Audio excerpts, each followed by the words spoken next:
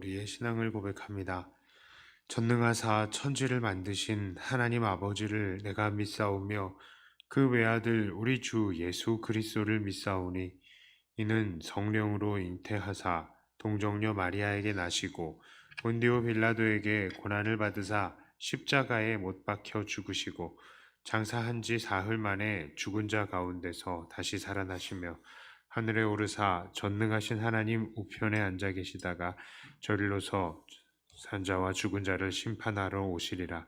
성령을 믿사오며 거룩한 공회와 성도가 서로 교통하는 것과 죄를 사하여 주시는 것과 몸이 다시 사는 것과 영원히 사는 것을 믿사옵나이다.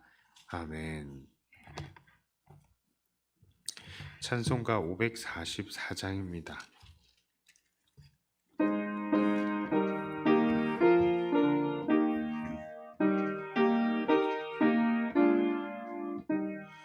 울어도 못하네 눈물 많이 흘려도 어미롭게 못하고 죄를 씻지 못하니 울어도 못하네 십자가에 달려서 예수 고난 당했네 나를 구원하시리 예수밖에 없네 힘써도 못하네 말과 뜻과 행실이 깨끗하고 착해도 다시 나게 못하니 힘써도 못하네 십자가에 달려서 예수 고난 당했네 나를 구원하시리 예수밖에 없네 참아도 못하네 할 수 없는 죄인이 흉한 죄에 빠져서 어찌하니 죽을까 참아도 못하네 십자가에 달려서 예수 고난 당했네 나를 구원하시리 예수밖에 없네 믿으면 되겠네 주 예수만 믿어서 그 은혜를 힘입고 오직 주께 나가면 영원 삶을 얻네 십자가에 달려서 예수 고난 당했네 나를 구원하시리 예수밖에 없네.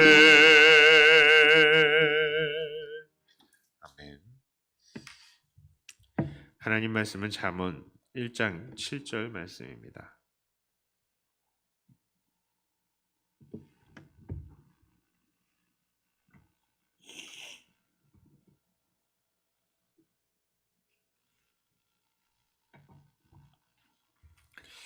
잠언 1장 7절 말씀입니다.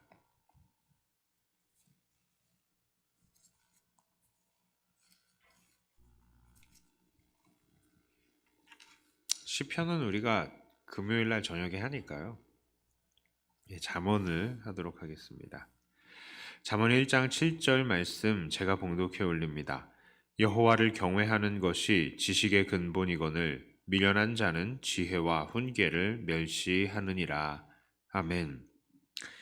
자, 우리는요 매일매일의 삶 속에서 선택을 해야만 합니다. 그런데 그 선택들이 나중에 좋은 결과를 가지고 올 때도 있지만 때때로 우리로 하여금 이제 후회를 하게 만드는 그런 선택들도 종종 있습니다. 자, 여태껏 살아오면서 여러분, 가장 후회되는 것은 무엇입니까? 내가 그때 무엇을 했으면 얼마나 좋았을까 하는 거예요. 어떤 분들은 내가 그때 그 남자 만났으면 내 인생이 정말로 달라졌을 건데 뭐 이런 생각을 하시는 사람들도 있고요. 내가 그때 이런 사업을 벌였으면 정말로 잘 먹고 잘 살 수 있을 텐데 뭐 그런 생각을 하시는 분들도 있습니다. 저도 그런 생각을 해요. 내가 어렸을 때 피아노 학원을 좀 다녔으면은 지금 더 잘 이 찬양을 잘 하지 않을까? 뭐 그런 생각도 합니다. 자, 반대로요. 지금까지 살아오면서 가장 잘한 선택은 무엇이 있을까요? 자, 우리는 모든 것에서요, 때가 있고 또 다시는 돌아오지 않는 소중한 것들이 있다는 것 알고 있습니다. 그러나 이 새롭게 다가오는 오늘 속에서 우리가 무엇을 선택해야 할지 여전히 잘 모르는 것이 우리입니다. 자, 우리는요, 어떠한 선택을 하며 이후에 어떻게 후회 없는 삶을 살 수 있을까요? 우리의 인생의 지혜를 가르쳐주는 이 잠언의 말씀 속에서 특히 이 1장에서는 우리의 선택의 문제에 대해서 다음과 같이 말하고 있습니다. 1장 20절부터 25절까지의 말씀입니다. 제가 읽어드릴게요.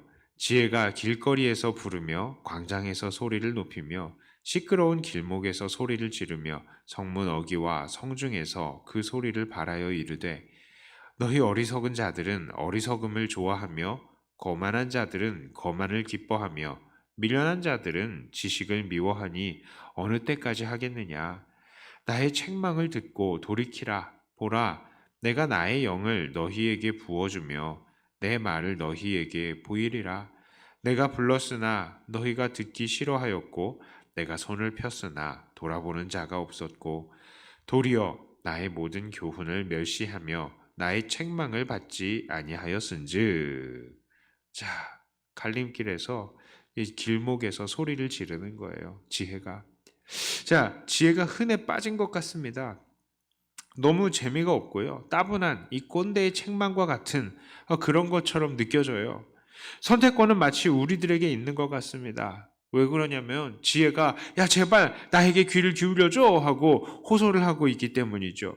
그래서 많은 사람들은 이 지혜에 귀를 기울이지 않고 지혜를 선택하지 않습니다. 혹시 우리는 이 지혜가 너무도 흔해 빠지고 당연하다고 생각해서 이것을 아무렇지도 않게 지나치고 있는 것은 아닌지 모르겠습니다. 그런데 우리가 이렇게 쉽게 지나치고 마는 지혜는 무서운 결과를 초래하기도 합니다. 모든 것에 기한이 있는 것처럼 이 지혜를 붙잡을 수 없는 때가 오는 것이죠. 그리고 그때에는 우리가 지나간 과거의 이 잘못된 선택에 대해서 후회하는 것과는 비교할 수 없는 멸망과 고통이 찾아오게 되는 것입니다. 26절부터 33절까지의 말씀입니다. 너희가 재앙을 만날 때에 내가 웃을 것이며 너희에게 두려움이 임할 때에 내가 비웃으리라. 너희의 두려움이 광풍같이 임하겠고 너희의 재앙이 폭풍같이 이르겠고 너희에게 근심과 슬픔이 임하리니 그때에 너희가 나를 부르리라. 그래도 내가 대답하지 아니하겠고 부지런히 나를 찾으리라. 그래도 나를 만나지 못하리니 대저 너희가 지식을 미워하며 여호와 경외하기를 즐거워하지 아니하며 나의 교훈을 받지 아니하고 나의 모든 책망을 업신 여겼음이니라. 그러므로 자기 행위의 열매를 먹으며 자기 꾀에 배부르리라. 어리석은 자의 퇴보는 자기를 죽이며 미련한 자의 안일은 자기를 멸망시키려니와 오직 내 말을 듣는 자는 평안히 살며 재앙의 두려움 없이 안전하리라. 자, 우리는 말씀을 시작하면서요. 어떠한 선택을 해야 되고 우리가 후에 어떻게 선택을 해야 후회 없는 보람된 인생을 살까의 질문을 가지고 이 본문을 대했습니다. 자, 그런데 이 본문에서는 무엇을 선택해야 하는지 우리에게 무엇라고 말하고 있습니까? 자, 아쉽게도요. 본문은 우리에게 어떠한 선택을 해라. 네가 이런 길을 가라. 아주 문제를 구체적으로 가르쳐주고 있지는 않습니다. 자, 그러나 다만 무엇을 하든 흔하디 흔해 보이는 그것, 즉 지혜를 선택하라라고 하는 것입니다. 그러면 무엇이 지혜입니까? 우리는 단순히 이 지혜하면 이 세상에서 똑바로 살아갈 수 있는 그런 순발력과 재치라고 생각하기 쉽습니다. 하지만 그것은 단순한 사람의 지혜에 불과한 것이고요. 하나님 앞에서는 그저 그것은 약삭빠른 것에 불과한 것입니다. 하나님은 하나님을 경외하며 하나님의 지혜를 얻게 되면 사람이 약삭빨라지게 된다고 하시지 않습니다. 오늘 본문이 말하는 하나님의 지혜는 그 이상을 말합니다.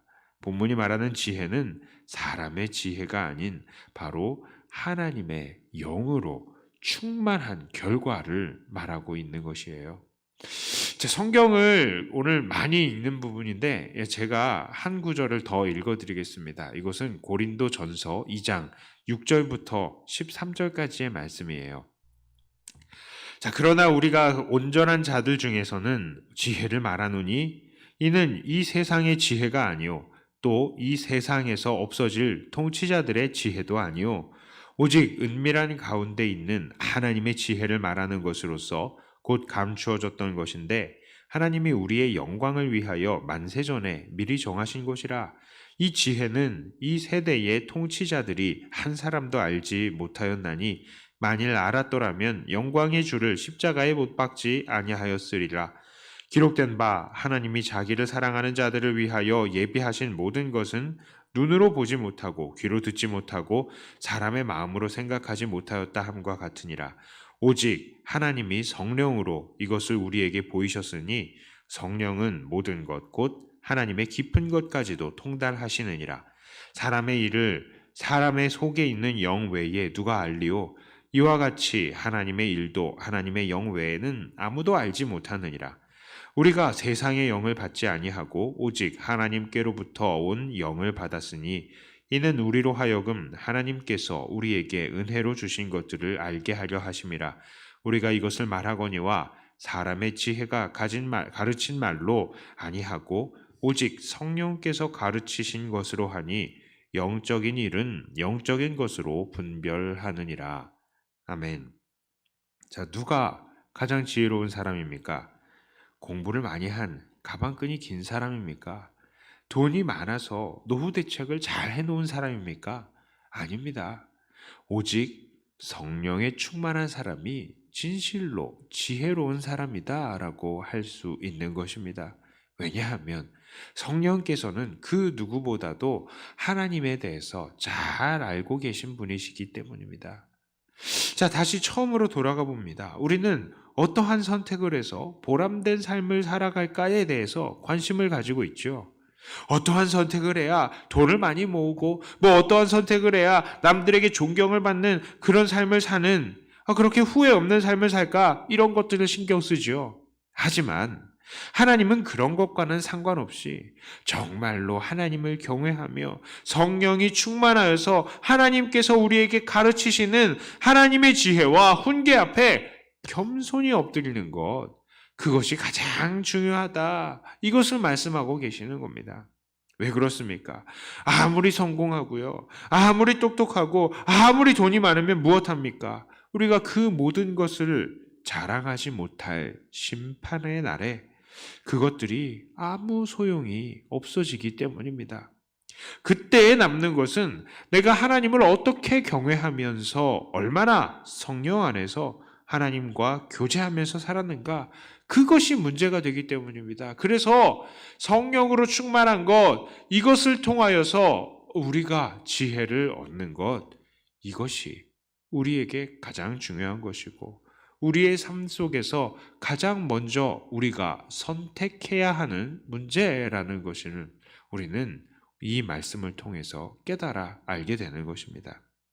이제 말씀을 정리해 보겠습니다. 우리는 진정으로 성공하는 인생이 되기 위해서 지혜로워야만 합니다. 그리고 이 온전한 지혜를 얻기 위해서 하나님을 경외하며 성령에 충만해야 하는 것입니다. 우리가 막일을 하거나 시장에 상인이 되거나 아니면 의사가 되거나 변호사가 되거나 건축가가 되거나 잘나고 똑똑한 배우자를 만나거나 아니면 잘나지 못하고 못 배운 배우자를 만나거나 그런 것과 상관이 없어요. 우리가 성령에 충만하여 하나님께서 주시는 지혜가 충만하기만 한다면 이 모든 것들은 중요한 문제가 되는 것이 아닙니다. 오직 예수 그리스도의 보혈을 의지하여서 성령에 충만하여 장차 올 심판의 날, 아무 희망이 없는 그날에 아무런 부끄러움 없이 당당히 하나님 앞에 나아가는 저와 여러분들이 되기를 바랍니다. 진실로 오늘 성령으로 지혜를 얻으시며 이 세상을 승리해 나가시는 저와 여러분들이 되시기를 주님의 이름으로 축복합니다. 기도합니다. 하나님, 세상 사람들은 자기의 똑똑함을 자랑합니다. 공부를 많이 한 것을 자랑하고 지나간 모든 과거 속에서 좋은 선택을 했던 것들을 자랑합니다. 그러나 오늘 말씀을 보니 우리가 정말로 주의하고 준비해야 될 것은 바로 하나님의 지혜이고 그것은 바로 성령으로 인하여서 우리에게 주어지는 것이라는 것을 우리가 다시 한번 말씀을 통하여서 배웠습니다. 주님, 하나님의 성령을 통하여 하나님의 마음 깊은 곳을 우리가 배울 수 있게 하여 주시고 그것을 통하여 오늘 하루하루 하나님 경외하며 미래를 준비하는 우리가 되게 하여 주시옵소서. 성령으로 인하여서 오늘 우리가 이 세상을 두려워하지 않게 하여 주시고 성령으로 인하여서 늘 기뻐하게 하여 주시며 성령으로 인하여서 오늘 우리의 삶에 만족을 누릴 수 있게 하여 주시옵소서. 세상의 많은 부와 명예 이런 것들이 우리에게 무슨 소용이 있겠습니까? 마지막 날 이 모든 것 하나님 앞에 아무것도 자랑할 것이 없을 텐데 하나님 마지막 날에 하나님 앞에 부끄러움 없도록 오늘도 우리는 성령에 충만하며 지혜로 이 세상을 살아가게 해 주시옵소서. 지금은 이 하나님의 지혜가 거리에서 우리를 부르는 것 같이 흔하게 여겨지지만 마침내 이 지혜가 우리가 찾더라도 우리에게 주어지지 않을 그럴 때가 오게 될 줄을 알고 미리미리 하나님의 말씀 안에서 순종하며 성령으로 충만한 우리들이 되게 하여 주시옵소서.